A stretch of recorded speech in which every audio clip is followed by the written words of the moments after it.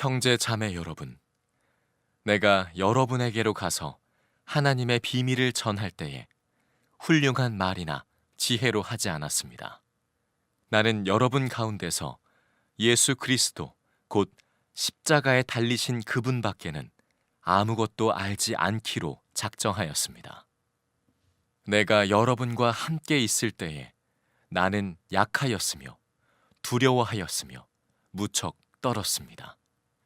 나의 말과 나의 설교는 지혜에서 나온 그럴듯한 말로 한 것이 아니라 성령의 능력이 나타낸 증거로 한 것입니다. 그것은 여러분의 믿음이 사람의 지혜의 바탕을 두지 않고 하나님의 능력의 바탕을 두게 하려는 것이었습니다. 그러나 우리는 성숙한 사람들 가운데서는 지혜를 말합니다. 그런데 이 지혜는 이 세상의 지혜나 멸망하여 버릴 자들인 이 세상 통치자들의 지혜가 아닙니다. 우리는 비밀로 감추어져 있는 하나님의 지혜를 말합니다. 그것은 하나님께서 우리를 영광스럽게 하시려고 영세 전에 미리 정하신 지혜입니다. 이 세상 통치자들 가운데는 이 지혜를 아는 사람이 하나도 없습니다. 그들이 알았더라면 영광의 주님을 십자가에 못 박지 않았을 것입니다. 그러나 성경에 기록한 바 눈으로 보지 못하고 귀로 듣지 못한 것들, 사람의 마음에 떠오르지 않은 것들을 하나님께서는 자기를 사랑하는 사람들에게 마련해 주셨다고 한 것과 같습니다. 하나님께서는 성령을 통하여 이런 일들을 우리에게 계시해 주셨습니다. 성령은 모든 것을 살피시니 곧 하나님의 깊은 경륜까지도 살피십니다.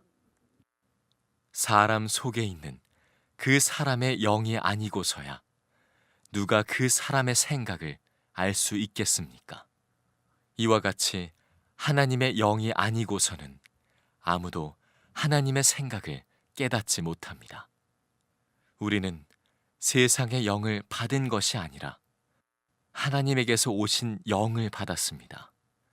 그것은 하나님께서 우리에게 은혜로 주신 선물들을 우리로 하여금 깨달아 알게 하시려는 것입니다. 우리가 이 선물들을 말하되 사람의 지혜에서 배운 말로 하지 아니하고 성령께서 가르쳐 주시는 말로 합니다. 다시 말하면 신령한 것을 가지고 신령한 것을 설명하는 것입니다. 그러나 자연에 속한 사람은 하나님의 영에 속한 일들을 받아들이지 아니합니다.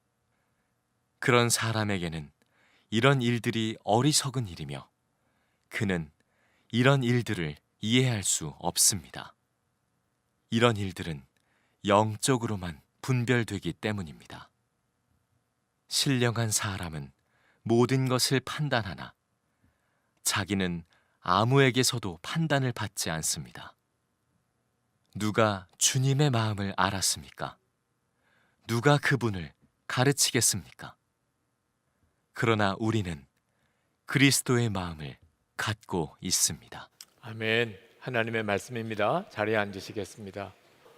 오늘 설 명절 주일에 하나님께서 여러분의 가정과 여러분의 일터, 여러분의 교회 공동체 안에 성령의 능력을 체험하는 또 그 성령의 능력으로 살아가는 은혜를 주시기를 축복합니다. 우리가 이 세상을 하나님의 뜻대로 살 수 있는 힘은 오직 성령의 능력으로만 우리에게 주어집니다. 고린도 교회는 교인들끼리 서로 자기가 더 신령하다, 내가 더 옳다, 내가 더 지혜롭다 그러면서 분란과 싸움이 벌어졌습니다. 그들에게 사도 바울은 자기가 얼마나 약한 사람이었는지 그리고 얼마나 성령의 능력을 의존해서 사역을 했었는지를 그들에게 간증을 하는 내용이 고린도전서 2장의 내용입니다. 사도 바울은 자기가 고린도에 가서 복음을 전할 때 대단히 두려웠었다고 솔직히 고백을 합니다. 그럴 수밖에 없었던 것이 고린도 교회는 아주 우상 숭배가 극에 달했고 너무너무 음란한 도시였고, 유대인들은 기적만 바라고 헬라인들은 아주 영적인 신비한 지식만 추구하던 그런 사람들이 모인 도시입니다.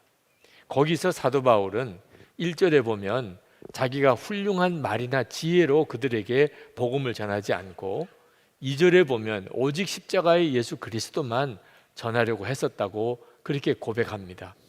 2절 말씀에 보면 나는 여러분 가운데서 예수 그리스도 곧 십자가에 달리신 그분 밖에는 아무것도 알지 않기로 작정하였습니다. 사도 바울이 이렇게 작정한 이유는 바로 그 전에 아테네에서 거기서 복음을 전할 때, 그 아테네는 헬라 철학의 본산이죠. 사도 바울도 헬라 철학에 대해서 상당히 공부를 많이 한 사람이니까 예수님의 십자가의 복음을 헬라 철학적인 개념으로 그들에게 좀 잘 설명해 보려고 했었습니다. 대실패였습니다. 사람들의 반응이 너무나 냉랭했습니다. 그때 사도 바울이 큰 결심을 하나 합니다. 내가 앞으로 어디서든지 복음을 전할 때는 십자가의 예수 그리스도 외에는 내가 전하지 않을 것이라, 그렇게 마음에 굳게 결심을 하게 됩니다. 그리고 처음 이제 고린도에 와서 복음을 전하게 된 겁니다.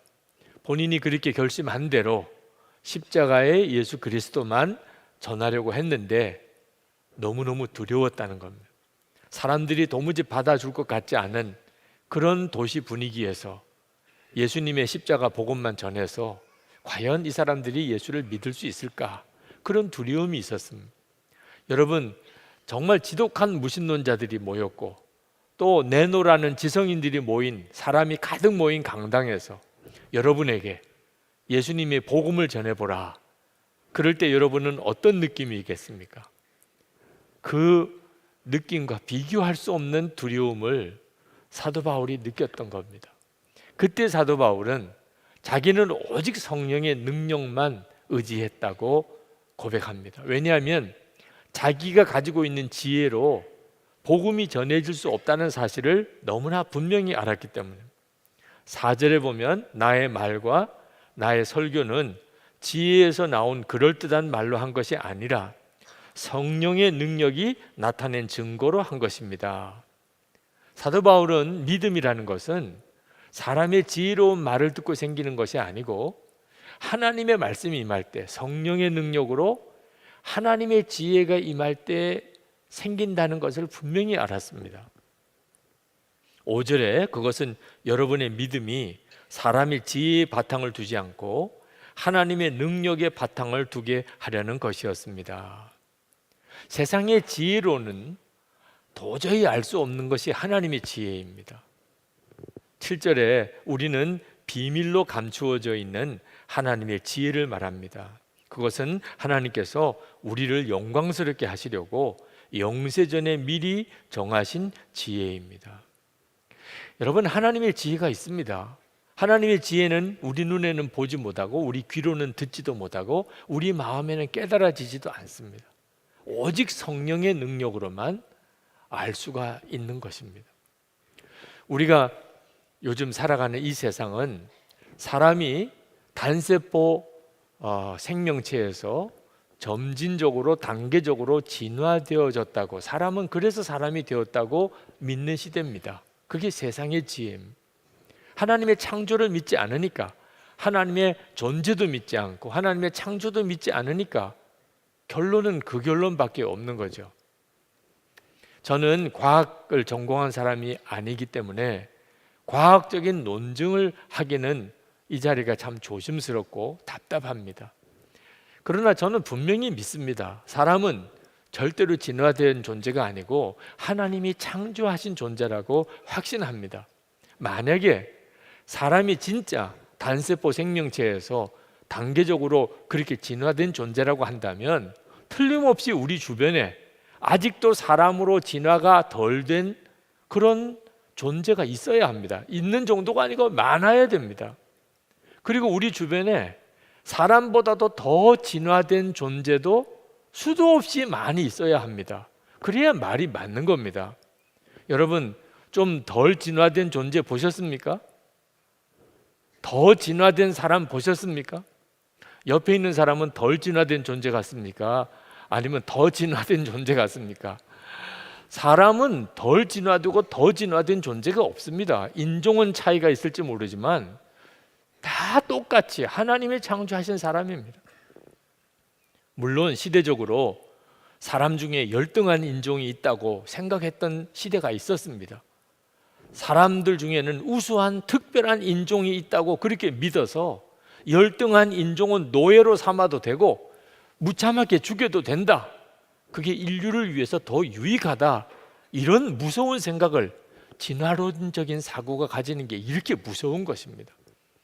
열등한 존재는 존재할 가치가 없습니다. 그렇지만 그건 하나님을 안 믿으니까 내린 결론입니다. 하나님이 안 믿어지니까, 하나님이 창조하셨다는 것도 믿지 못하겠고, 그럼 사람은 도대체 어디서 났을까? 사람의 지혜로는 하나님의 지혜를 도무지 알지 못합니다. 예수님을 믿고 우리는 하나님께로 온 성령을 받았습니다. 그게 우리에게 가장 놀랍고도 중요한 것입니다. 우리의 학식이나 또는 우리의 가문이나 우리가 가지고 있는 능력이나 우리가 가지고 있는 소유, 사실 아무것도 아닙니다. 우리 안에 하나님께로 온 영이 우리를 우리되게 만드는 것입니다. 하나님의 성령께서 우리 안에 오셨기 때문에 하나님이 우리에게 은혜로 주신 것이 무엇인지를 우리가 알 수 있습니다. 12절 말씀에 우리는 세상의 영을 받은 것이 아니라 하나님에게서 오신 영을 받았습니다. 그것은 하나님께서 우리에게 은혜로 주신 선물들을 우리로 하여금 깨달아 알게 하시려는 것입니다. 여러분, 지금 성령께서 우리 안에 거하십니다. 그건 정말 놀라운 일입니다. 성령께서만 하실 수 있는 일들이 우리 안에 실제로 일어나고 있기 때문에 우리 모두가 다 그것을 충분히 알 수 있습니다. 예수님이 주님이시라, 이 고백이 저절로 되어지는 사람, 성령께서 하시는 것입니다. 하나님이 아버지라고 그렇게 불러지는 사람, 성령께서만 그렇게 하실 수 있습니다. 내 모든 죄가 예수님이 십자가에 피 흘려 주심으로 다 사함을 받았다, 그렇게 믿어지는 역사가 성령의 역사입니다. 지금 여러분 안에 성령께서 역사하시는지 안 하시는지 여러분 스스로 한번 확인해 보시기 바랍니다. 내가 이렇게 살면 안 되지, 마음에 성령의 근심이 느껴지는 사람, 내가 하나님의 일을 좀 해야 될 텐데 내가 하나님의 일을 하고 싶은 그런 열정이 일어나는 일. 오늘 여러분이 설날 명절 기간인데도 오늘이 주일이지 예배드리러 가야 돼.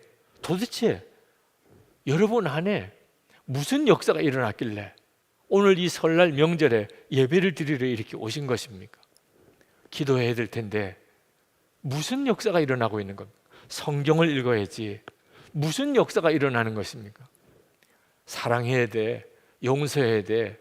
명절에 가족들이, 친척들이 모였을 때 여러분의 마음속에 도대체 누가 그런 마음을 불어넣어 주는 것입니까? 믿지 않는 가족들, 친척들, 저들이 꼭 예수 믿고 구원받아야 될 텐데 도대체 그런 마음은 누가 주는 것입니까? 성령이신 겁니다. 여러분 안에 계신 성령의 역사인 것입니다. 빌립보서 2장 13절, 너희 안에서 행하시는 이는 하나님이시니 자기의 기쁘신 뜻을 위하여 너희에게 소원을 두고 행하게 하시나니. 우리 안에 하나님이 계십니다. 그래서 우리 안에 하나님의 일을 하고 싶은 소원이 자꾸 생기는 것입니다. 여러분의 이 성령의 감동을 절대로 외면하고 무시하고 거역하지 않게 되기 바랍니다. 제가 설교 원고에 제발 조심하시기 바랍니다, 그렇게 제가 표시를 해놓았습니다. 너무너무 설교 준비할 때 마음이 안타깝기 때문에 성령님이 이미 여러분 안에서 하나님이 기뻐하시는 삶을 살도록 역사하는 놀라운 은혜를 받았는데 그 성령의 감동을 무시하고 외면하고 그리고 성령을 거역함으로 인해서 성령의 역사가 다 소멸되어져 버리는 안타까운 성도들이 너무너무 많습니다. 여러분, 한겨울에 냉방에서 잔다고 생각하십시오. 얼마나 고통스럽겠습니까?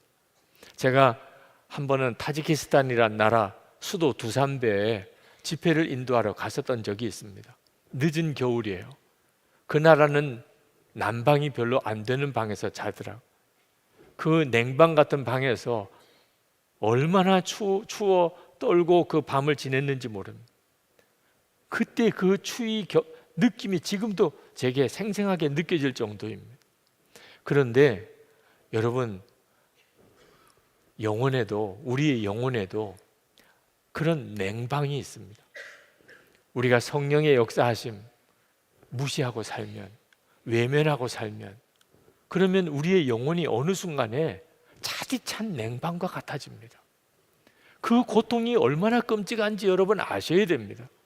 가룟 유다가 예수님을 은 30에 팔았습니다. 사람들은 다 돈돈하고 사는 그런 형편이라 은 30냥을 가졌으니 가룟 유다가 얼마나 좋았겠습니까? 천만의 말씀. 가룟 유다는 마음이 지옥과 같았습니다. 은 30냥 손에 들었습니다. 그가 견디지 못해서 결국 스스로 목을 매달아 죽었습니다.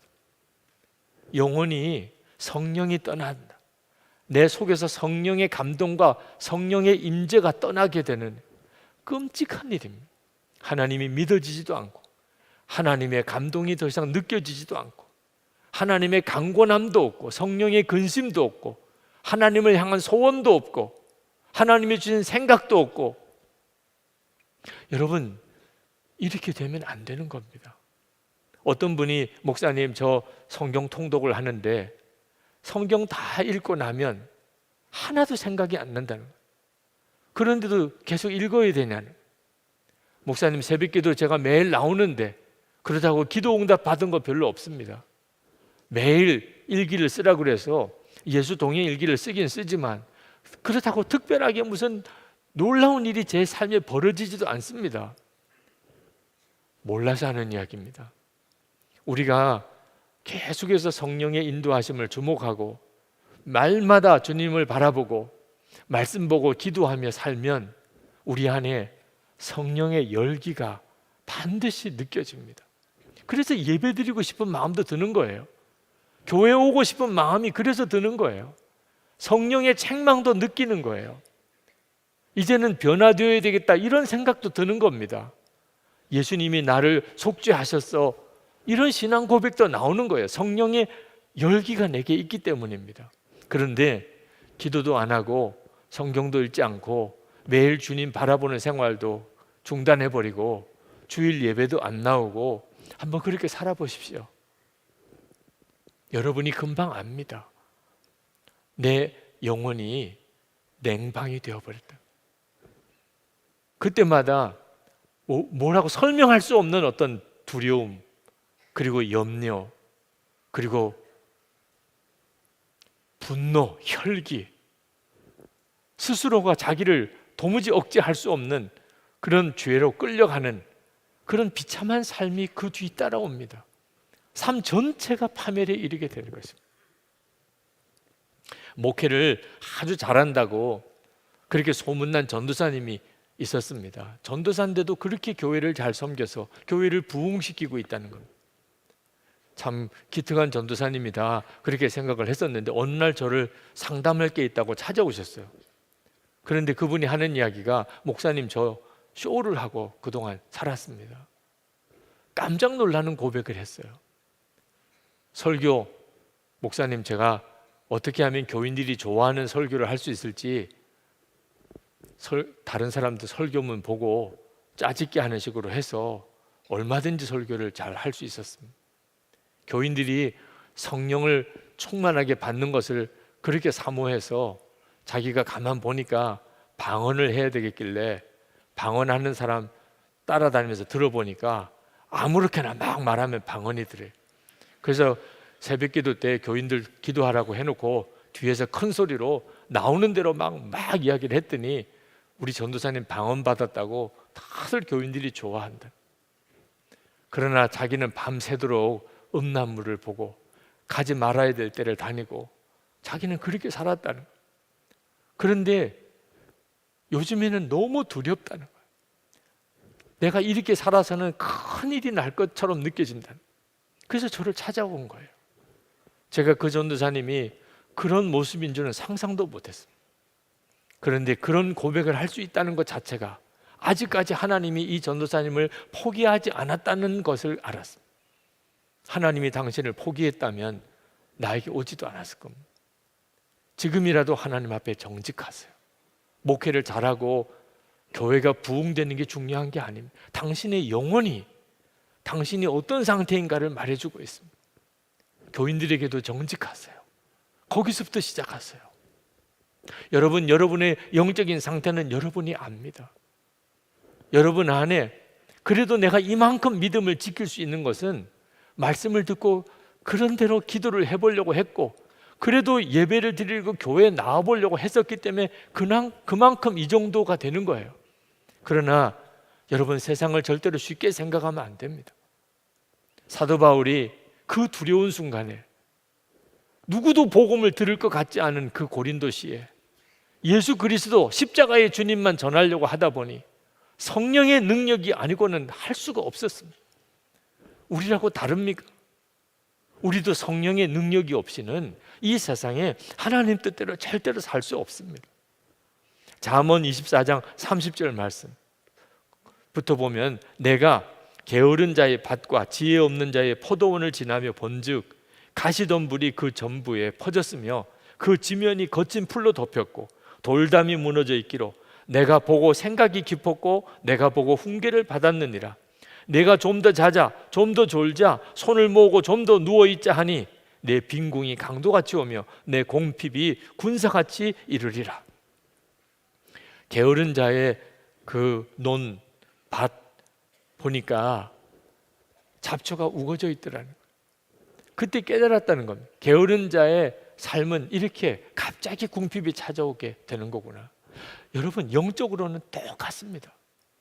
우리가 매일 말씀을 보고 기도하는 생활, 늘 예배 드리는 일, 그리고 내가 정말 주님과 동행하고 있는지 매일매일 기록해 보는 일이 절대로 작은 일이 아닙니다. 그렇게 할 때 여러분 안에 성령의 역사는 계속해서 더 뜨거워지게 됩니다.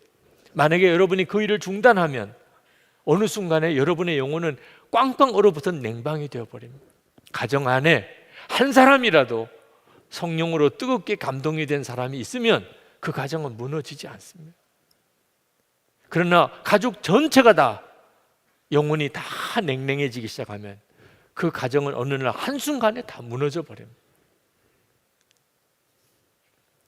제가 설교를 잘하고 싶었지만 그건 목사는 당연한 거죠.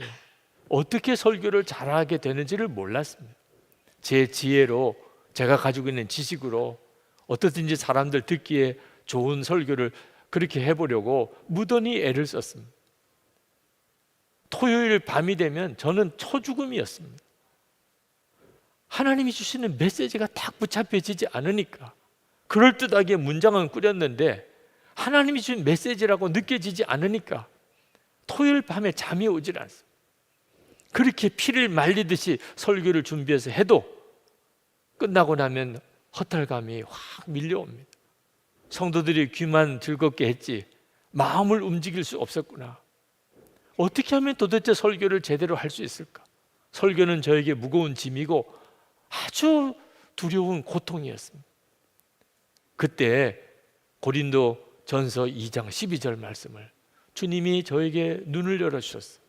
하나님께로 온 영이 내 안에 계셔서 나로 하여금 하나님이 은혜로 주신 것을 알게 하려 하심이라.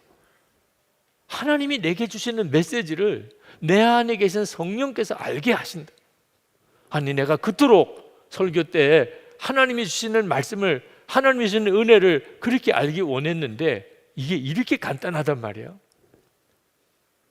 이 말씀을 믿음으로 붙잡아야 한다는 걸 알았어. 그래서 그때 저는 이 말씀을 붙잡았어요.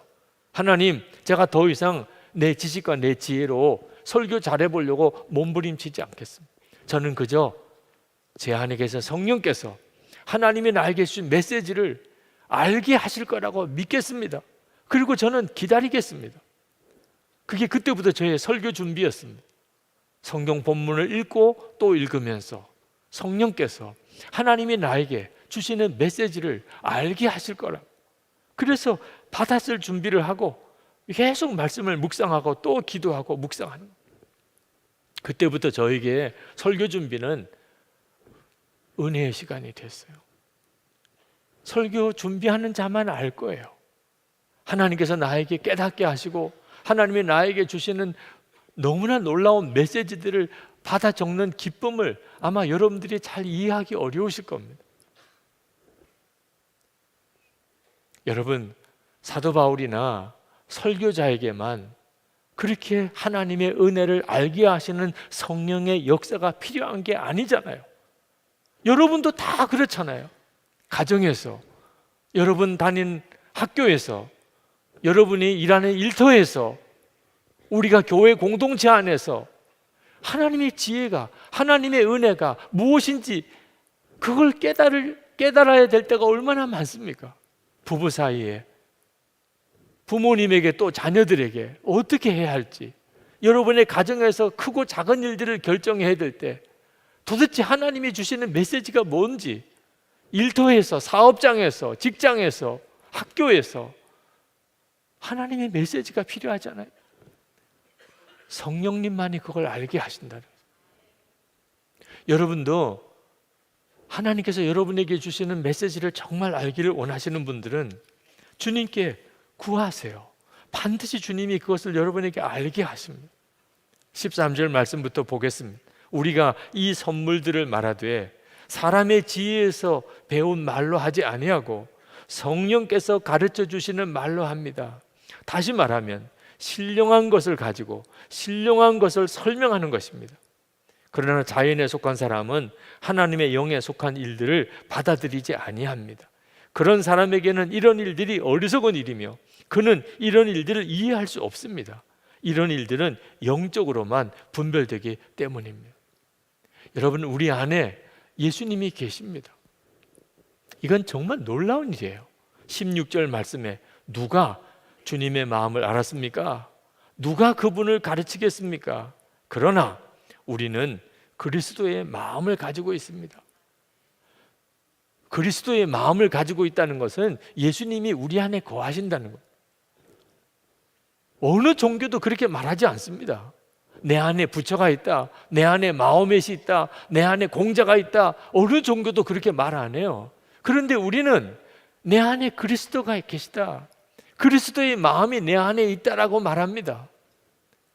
저는 이 말씀을 믿고 저 자신이 살았어요. 우리는 예수님의 마음을 가지고 있는 사람이에요.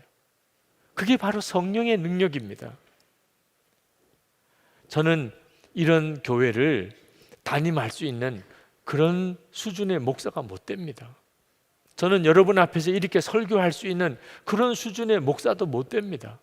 예수 동행 운동 이런 걸 이끌어 갈 만큼 그런 수준에 있는 목사도 아니에요. 저는 사도 바울이 고린도에서 십자가의 복음을 전하려고 할 때 두렵고 떨었다고 하는 그 말씀을 저는 정말 이해할 수 있을 것 같아요.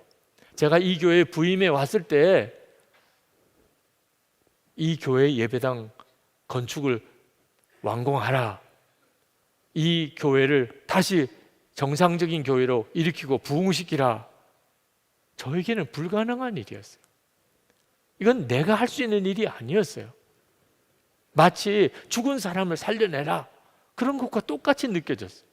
죽은 교회를 다시 살려내라는 거예요. 저는 아무것도 할 수 없다는 사실을 깨달아요. 그때 붙잡은 말씀이 고린도전서 1장 27절에서 29절 말씀이에요. 하나님은 약한 자, 미련한 자를 택하신다. 없는 것, 멸시받는 것, 천한 것을 하나님이 일부러 택하신다. 그러면 나야말로 그런 사람이, 진짜 아무것도 할 수 없는 자, 정말 미련하기 짝이 없는 자를 하나님이 이 교회의 담임자로 덜컥 이렇게 세우셨습니다. 저는 이제 주님만 따라가겠습니다. 제가 할 수 있는 일은 내 생각, 내 판단, 내 지혜 십자가에 못 박는 것이었어요. 나는 죽었어요. 이제는 죽으라고 예수님만 붙잡고 가는 겁니다. 그래서 24시간 예수님을 바라보자고. 나는 죽고 예수로 산다고, 주님과 친밀히 동행하자고 지난 16년 동안 계속 그 설교만 한 겁니다. 그것밖에는 길이 없었으니까. 그리고 지금 여기에 이렇게 서 있는 거예요. 여러분, 이것이 저 자신의 문제입니다. 예수를 믿는 모든 성도들에게 허락하신 은혜가 그리스도의 마음을 다 부어주신 거예요. 그래서 절대 우리는 혼자가 아니에요. 아무리 막막하고 아무리 절망적이고 아무리 길이 없어 보여도 그렇지 않습니다. 아브라함이 가지고 있는 능력은 하나님이 함께 계시는 것이었어요. 야곱이 가지고 있었던 약속은 하나님이 늘 함께 하리라고 하는 약속이었어요. 요셉의 지혜는 하나님이 함께 하시는 것이었어요. 모세가 가지고 있는 능력은 하나님이 모세와 함께 하시겠다는 것이었어요. 여호수아가 그렇게 두려울 때 하나님이 주신 말씀은 두려워하지 말라, 내가 너와 함께 하리라. 다윗이 가지고 있었던 능력은 항상 하나님과 함께함이었어요. 예수님의 이름이 뭡니까? 하나님이 우리와 함께 하신다, 임마누엘이에요. 예수님이 제자들에게 마지막에 주신 약속이 뭡니까? 내가 세상 끝날까지 너희와 항상 함께 하리라. 지금 여러분 모두에게, 저에게 주어진 가장 놀라운 약속이 임마누엘 하시는, 우리 안에 거하시는 주 예수님이세요. 주 예수님만 붙잡고 나가면 반드시 길이 열려요. 여러분 중에 사도 바울이 고린도에서 십자가의 예수님만 전할 때 그 답답하고 막막했던, 두렵고 떨리던 그 심령이신 분들 있으실 거예요. 어떻게 살아가나? 이 어려움을 어떻게 헤쳐나가나? 도대체 나에게도 은혜의 역사가 있을까? 하나님은 정말 살아계신 증거를 보여주실까? 하나님은 진짜 나를 사랑하시나? 우리 가정을 사랑하시나? 염려하지 마세요. 여러분 오늘 교회 오셨잖아요. 여러분 안에 그리스도의 마음이, 여러분 안에서 성령께서 오늘 이렇게 이끄셨잖아요. 이렇게 그냥 살아가는 거예요. 이것이 우리가 가지고 있는 가장 큰 능력이에요. 주님만 붙잡고 오직 성령님만 의지하면 반드시 길이 열려요. 죽을 것 같은데 안 죽어요. 지나고 나면 그 기가 막힌 어려웠던 일들이 다 놀라운 간증이 돼요. 단 하나, 주님께 순종하는 거예요. 성령님의 역사하심을 절대로 작게 여기면 안 돼요. 무시하면 안 돼요. 소멸시키면 안 돼요. 성령님이 감동하실 때 즉각 순종해요. 주님만 붙잡는 거예요. 그렇게 되기를 축복합니다. 오직 성령의 능력으로 사시기를 축복합니다. 우리 기도하십시다. 하나님, 주님만 따라가겠습니다. 두려워하고 염려하지 않겠습니다. 인간적인 세상적인 것들 따지고 그것 가지고 계산하지 않겠습니다. 사도 바울이 오직 성령의 능력만 의지하고 그렇게 십자가의 복음만 전했던 것처럼 저도 그렇게 해보겠습니다. 그리스도의 마음을 품으라. 빌립보서 2장 5절, 여러분 안에 이 마음을 품으십시오. 그것은 곧 그리스도 예수의 마음이기도 합니다. 주님, 그렇게 하겠습니다. 성령님의 능력만 의지하고 주님의 마음을 품고 오직 순종만 하며 나가겠습니다.